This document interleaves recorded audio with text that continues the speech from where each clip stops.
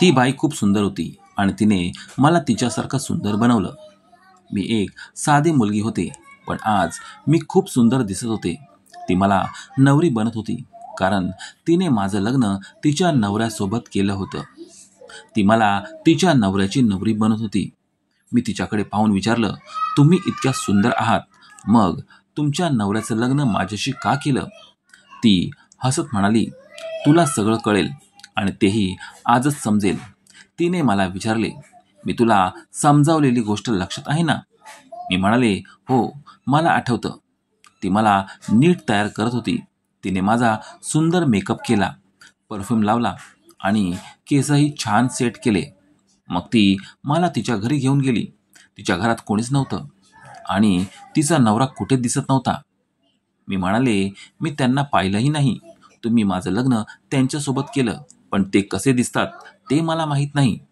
ती म्हणाली, आजच्या रात्री तुला ते पाहायला मिळेल. ती मला एका मोठ्या खोलीत बसून निघून गेली. ती खोली खूप मोठी होती. ते लोक खूप श्रीमंत होते. मी तिथे बसले. ती हसत म्हणाली, थोडा वेळ आराम कर. मी माझ्या नवऱ्याला पाठवते. अरे हो, आता तो तुझाही नवरा आहे. थोड्या वेळाने तो माणूस खोलीत आला आणि दरवाजा बंद केला. खोलीतील प्रकाश त्याच्यावर पडला आणि मी थक्क झाले. तो 6 फूट उंच आणि खूप जबरदस्त दिसत होता. मी घाबरून माझा लांब लेहंगा उचलला आणि खोलीतून बाहेर पळायचा प्रयत्न केला. मला फक्त तेथून निघून जायचं होतं. मी त्याच्यासोबत आयुष्य तर सोडाच, 1 तासही घालवू शकत नव्हते. पण त्याने मला थांबवलं आणि म्हणाला, काय झालं?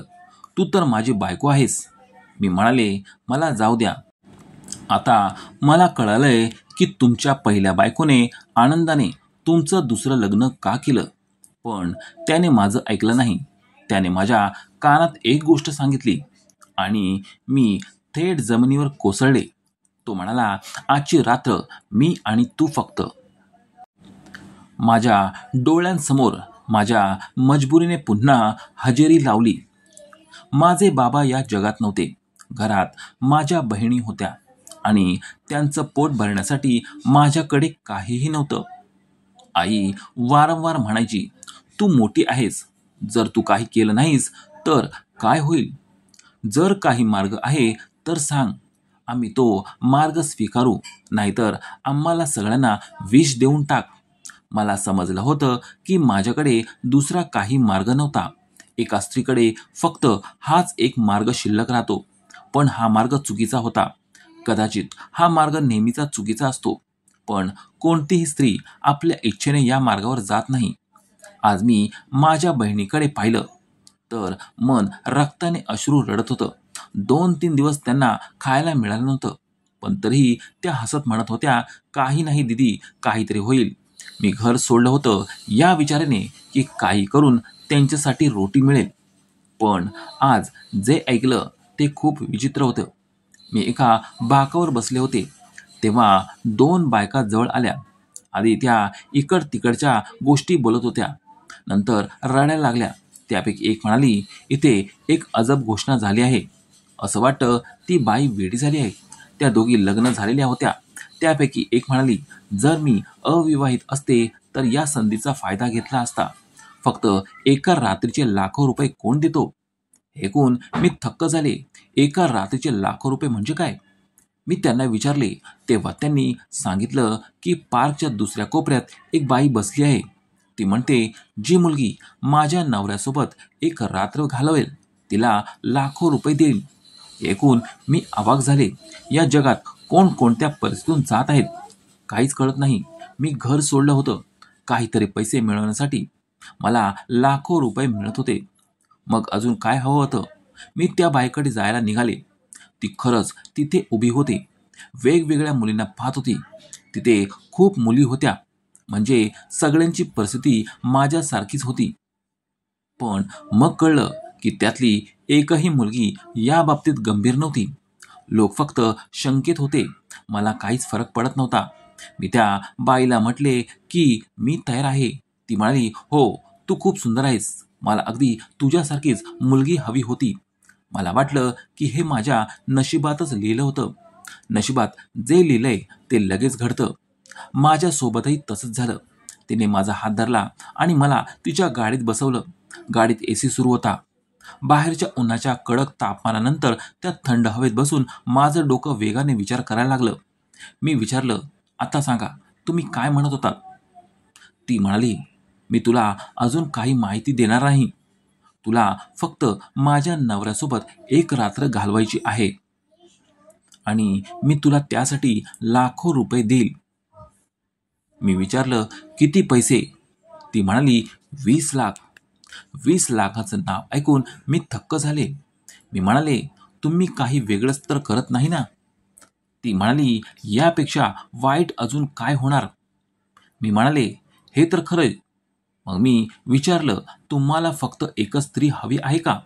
ती म्हणाली, हो, फक्त एकच रात्र पुरेशी आहे. मी म्हणाले, पण तुम्ही माझी एक गोष्ट मानाल का? तिने विचारलं, कोणती गोष्ट? तुला हे करायचं नाही का?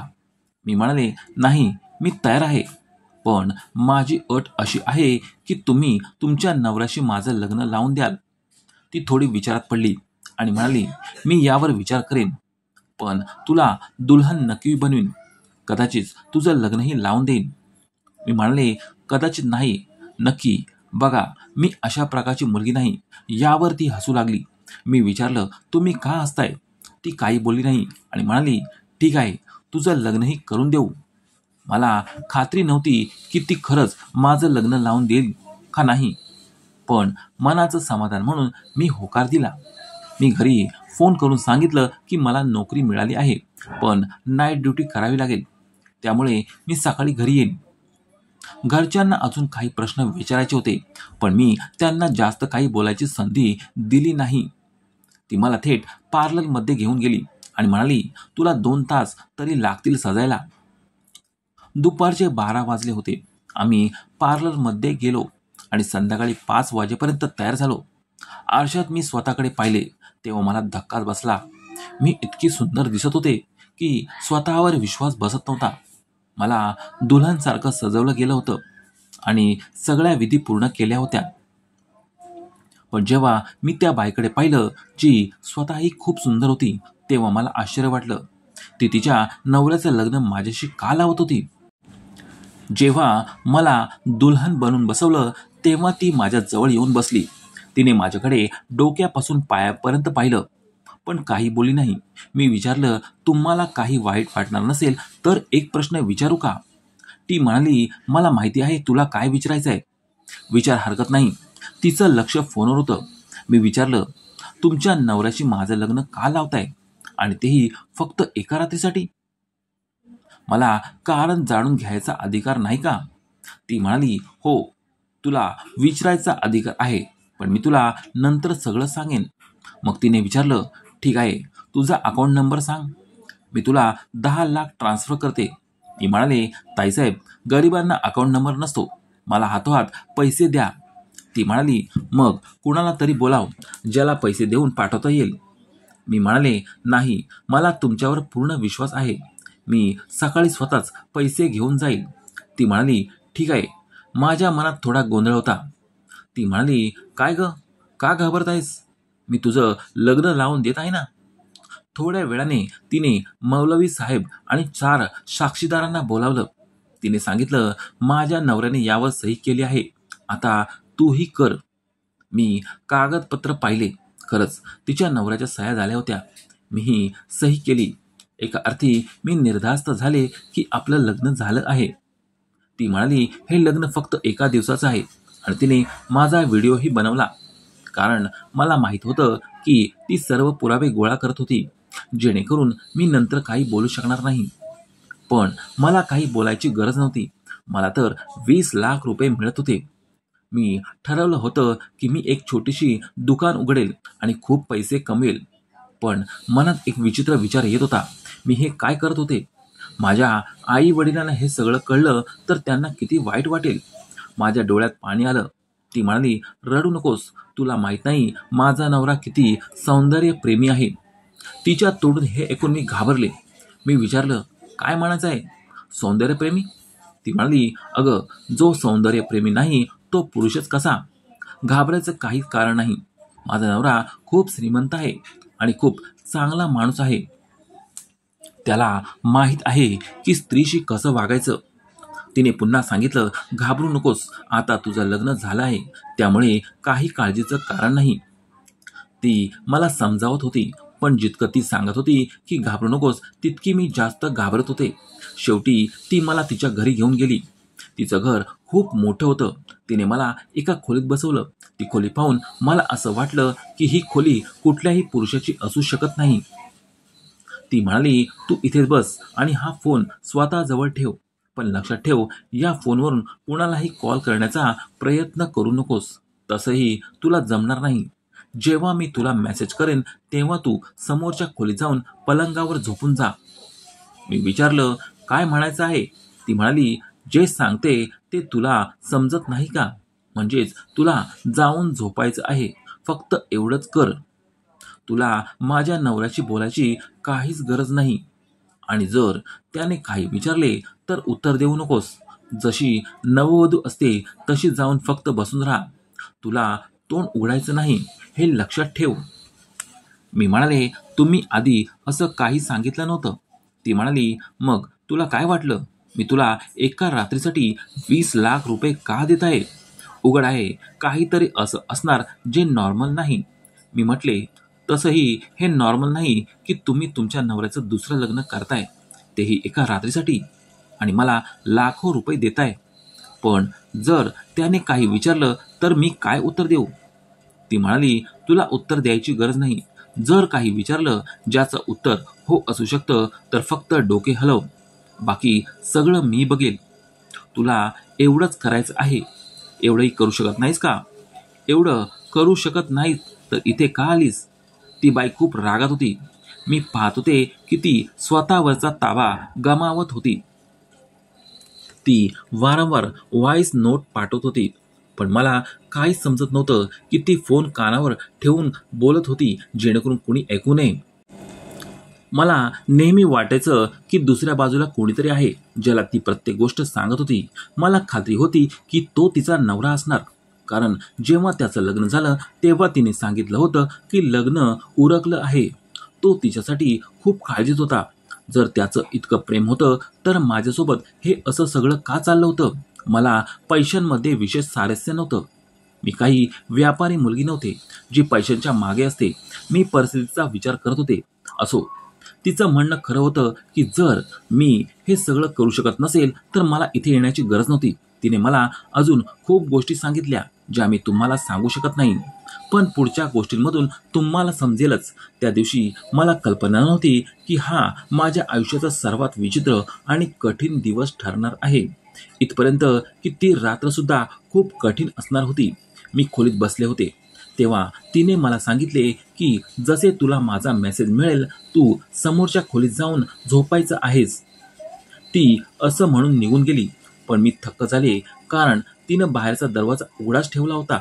मी हवं तर पळू जाऊ शकत होते, पण कदाचित तिला माहित होतं की मी पळणाऱ्यांपैकी नाही. मी तिथेच बसून राहिले आणि मला वाटायला लागलं की ती मला विसरून गेली आहे.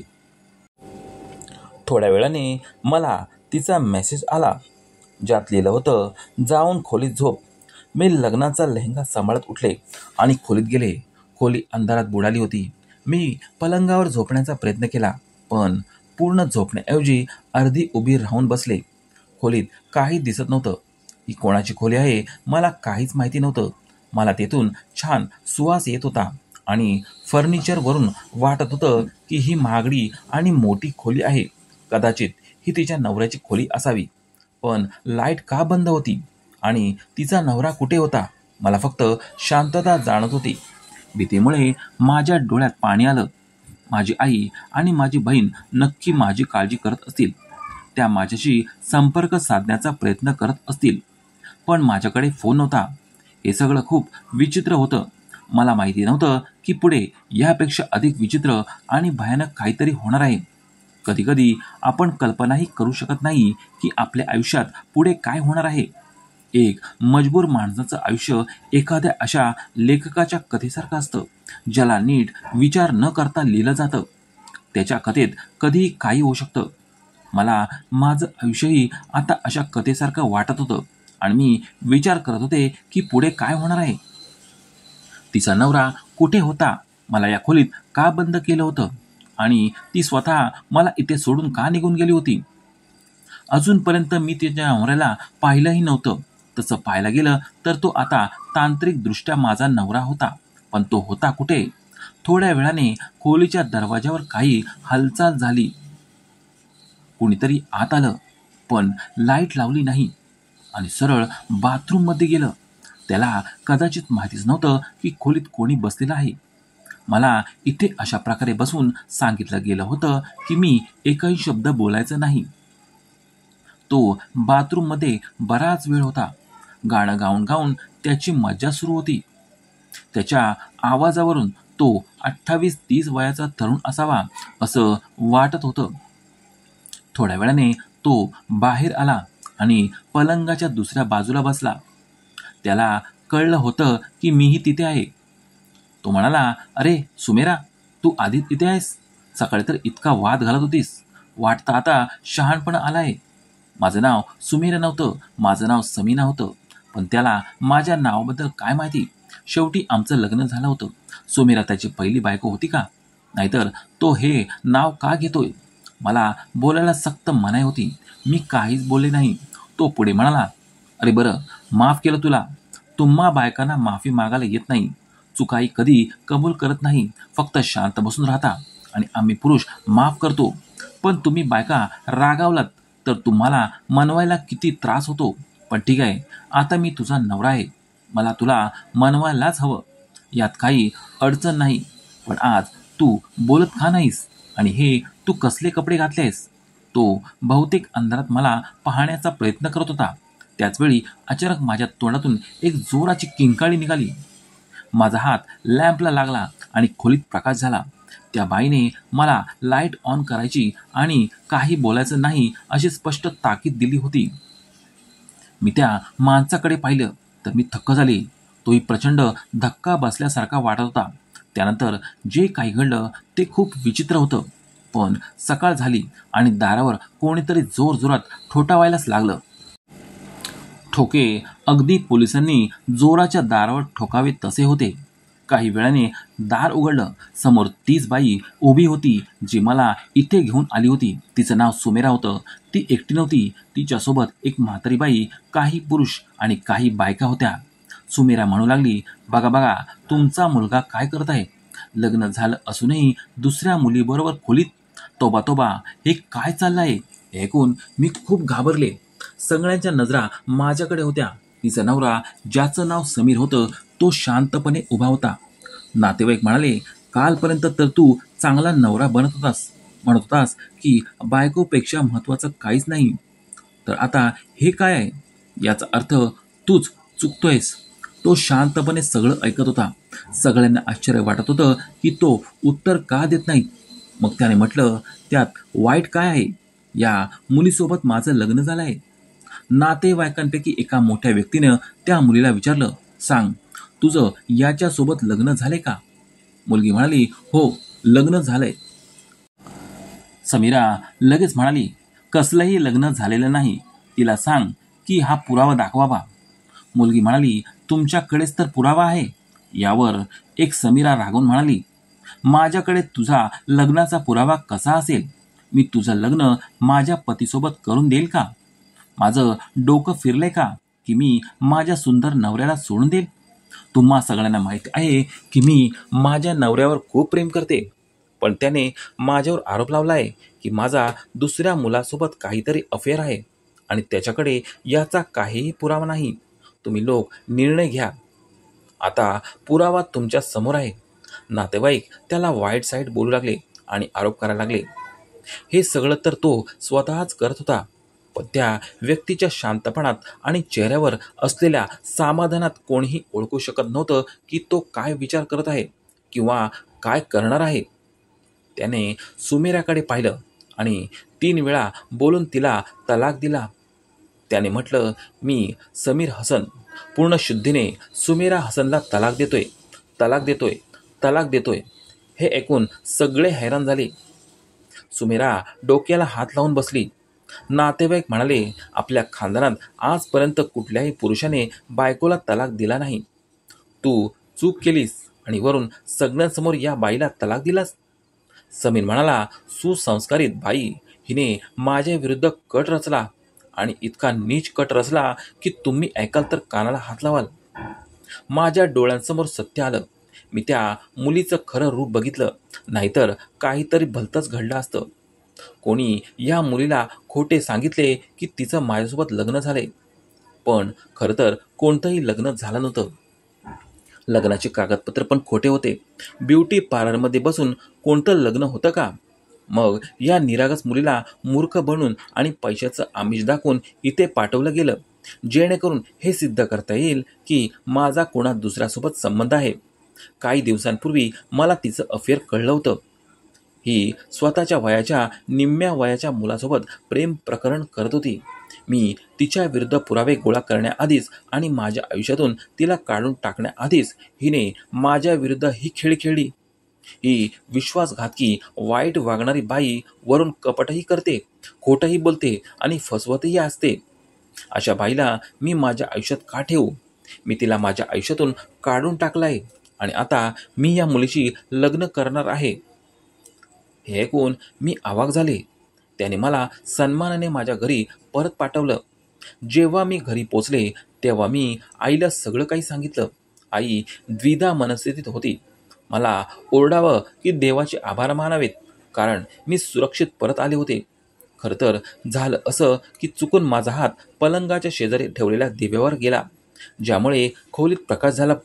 मला माहीत नव्हतं की श्रीमंत लोक साईड टेबलवर दिवा ठेवतात, ज्याचं बटन पलंगाजवळ असतं. त्याने माझ्याकडे पाहिलं आणि विचारलं, तू कोण आहेस? मी तुला माझी बायको समजत होतो. मजबुरीने मला सगळं काही सांगावं लागलं. मी म्हटलं, मीच तुमची बायको आहे. त्याने म्हटलं, माझं तुझ्यासोबत लग्न झालेलं नाही. पण रात्री त्याने मला स्पर्श देखील केला नाही आणि एक बाजूला बसून राहिला. सकाळी समीराने सगळ्या नातेवाईकांसमोर त्याला चुकीचं ठरवण्याचा प्रयत्न केला, पण तिची योजना फसली. अशा प्रकारे मी एका श्रीमंत व्यक्तीची पत्नी झाली. त्याने फक्त माझ्या बहिणींना आपल्या घरी आणलं नाही, तर त्यांची चांगल्या ठिकाणी लग्नही लावून दिले. दोघींचं लग्न एकाच दिवशी झालं आणि त्या खूप खुश आहेत. आता माझी तिसरी बहीण शिक्षण घेत आहे. माझ्या आईचाही उपचार सुरू आहे. तो जगातील सर्वात चांगला नवरा आहे आणि मी त्याच्यासोबत खूप आनंदी आहे. तो माझं प्रत्येक म्हणणं मानतो आणि म्हणतो, तू निरागस मुलगी आहेस. कदाचित तुझी मदत करण्यासाठीच देवाने मला तुझ्या आयुष्यात पाठवलं आहे. तो खरं बोलतो, कारण जर त्या दिवशी त्याने माझी मदत केली नसती तर माझं काय झालं असतं माहीत नाही. आज आम्ही दोघं पती पत्नी एका पवित्र नात्यात बांधलो गेलो आहोत. देवाचे आभार आहेत की सगळं ठीक आहे आणि आम्ही एकमेकांसोबत आनंदात आहोत.